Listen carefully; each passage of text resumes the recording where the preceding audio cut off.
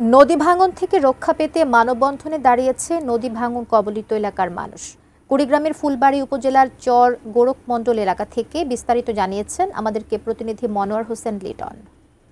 যেসব মানুষ মানববন্ধনে দাঁড়িয়েছে তারা বলছে যে গেল 2 মাসে এখানে 50টির মতো বাড়িঘর নদীগর্ভে বিলীন হয়ে গেছে এবং এখানে প্রায় ফসলি জমি 300 একরের মতো নদীগর্ভে বিলীন হয়ে গেছে।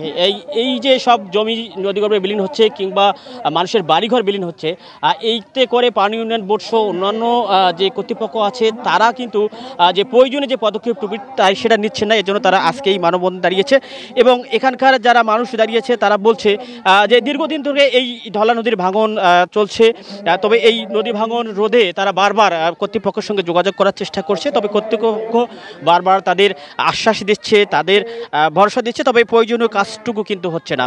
তারা আরও যেটা বলছে যে আমরা এই নদী গর্ভে যারা নদী এলাকার মানুষ তাদের কিন্তু সমস্ত সহায় সম্বল নদী গর্ভে বিলীন হচ্ছে।